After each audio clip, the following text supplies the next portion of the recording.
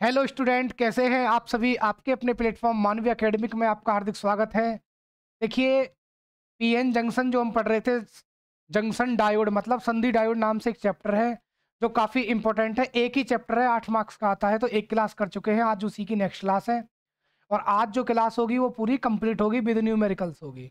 तो ठीक है, ज़्यादा देरी ना करते हुए ज़्यादा से जल्दी क्लास को स्टार्ट करते हैं। तो देखिए, सबसे पहला टॉपिक है जिसका नाम है पीएन संधि डायोड। क्या है पीएन संधि? कि पीएन संधि है क्या?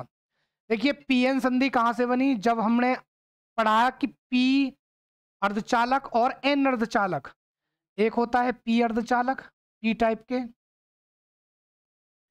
और एक होता है हमारा एन टाइप के अर्धचालक, एन टाइप अर्धचालक। तो हमने पढ़ा था कि जो हमारा एन टाइप अर्धचालक है वो क्या देता है हमें? दाता समूह देता है। क्या देता है? दाता इलेक्ट्रॉन। तो ये दाता परमाणु होता है, और पी हमारा क्या होता है? ग्राही परमाणु होता है, क्योंकि इसमें कोटर होते हैं और इसमें क्या होते हैं? इलेक्ट्रॉन होते हैं। एन में इलेक्ट्रॉन होते हैं और पी में कोटर होते हैं। तो देखिए, पीएन संधि क्या है। मान लीजिए भाई, एक हमने ले लिया पी क्षेत्र, ले लिया। क्या ले लिया? पी क्षेत्र, मतलब पी फील्ड ले लिया हमने। अब पी फील्ड के अंदर क्या है? कोटर भरे हुए हैं। क्या भरे हुए हैं? कोटर। तो देखिए,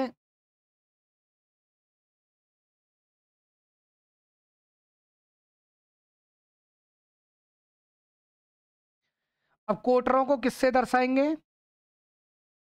छोटे छोटे पॉइंटों से। तो पी क्षेत्र क्या है? कोटर है। कोटर का मतलब होल है। पी क्षेत्र के अंदर होल है। और बात की जाए, दूसरा है हमारा एन क्षेत्र। क्या है? एन क्षेत्र।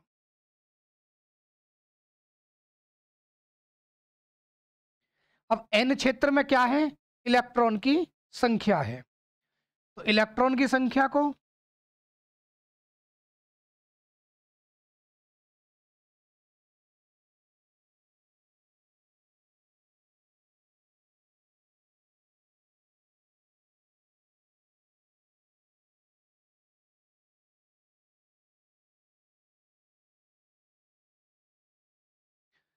तो देखिए, इधर क्या है? एन क्षेत्र में हमारे क्या है? इलेक्ट्रॉन है। और इलेक्ट्रॉन को आप यदि दर्शाते हैं तो आप बेसिक पॉइंट से भी दर्शा सकते हैं। ये इलेक्ट्रॉन्स हैं, माना इन पर नेगेटिव मान लीजिए और यहां पर क्या मान लीजिए? पॉजिटिव चार्ज मान लीजिए। अब देखिए, जो हमारा एन क्षेत्र है वो क्या है? दाता परमाणु समूह रहता है इसके पास में। क्या रहता है? दाता। इसलिए क्या है? ये पॉजिटिव है। दाता परमाणु समूह के नाम से इन्हें जाना जाता है। किसको? एन क्षेत्र को। और पी क्षेत्र को जाना जाता है किसके नाम से? ग्राही परमाणु समूह। ग्राही का मतलब लेने वाला है, इसलिए इन पर हमने क्या लगा दिया? नेगेटिव चार्ज लगा दिया। अब देखिए, जब पी क्षेत्र और एन क्षेत्र, तो क्या होगा कि इन दोनों के बीच में आपस में विसरण स्टार्ट हो जाता है। क्या स्टार्ट हो जाता है? विसरण। किस चीज का विसरण होता है? कि इधर से कोटर उधर चलते हैं और एन क्षेत्र से क्या आते हैं? इलेक्ट्रॉन आते हैं। इधर से जाएंगे कोटर और उधर से आएंगे इलेक्ट्रॉन।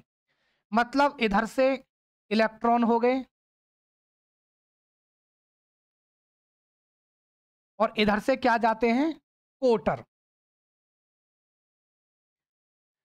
एक अवस्था ऐसी आती है कि इन दोनों के बीच में, एक अवस्था ऐसी आती है कि जो इधर से आने वाले कोटर हैं वो पी क्षेत्र, एन क्षेत्र में प्रवेश कर जाते हैं, और एन क्षेत्र वाले इलेक्ट्रॉन पी क्षेत्र में प्रवेश कर जाते हैं। जिससे कि इसके बीच में क्या हो जाता है कि जो आवेश वाहक है, मतलब जो चलनशील आवेश वाहक है, जो आवेश आ रहा था, चार्ज आ रहा था, वो क्या हो जाता है? न्यूट्रल हो जाता है, मतलब उदासीन हो जाता है।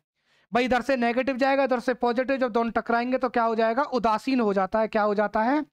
उदासीन हो जाता है। और इस क्षेत्र में बनने वाले, मतलब पी क्षेत्र और एन क्षेत्र के, इन दोनों के मतलब चलनशील आवेशों के उदासीन होने की प्रक्रिया मतलब क्या कहलाती है? पीएन संधि कहलाती है। क्या कहलाती है? पीएन संधि। क्या कहलाती है? पीएन संधि। जब एन पी क्षेत्र के कोटर और n क्षेत्र के इलेक्ट्रॉन आपस में मिलते हैं, तो उस मिलने वाले स्थान को हम क्या कहते हैं, पीएन संधि कहते हैं, क्योंकि संधि मीन्स होता है जुड़ना। क्या होता है, जुड़ना।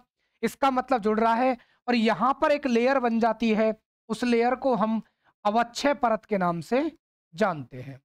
किसके नाम से, अवक्षय परत।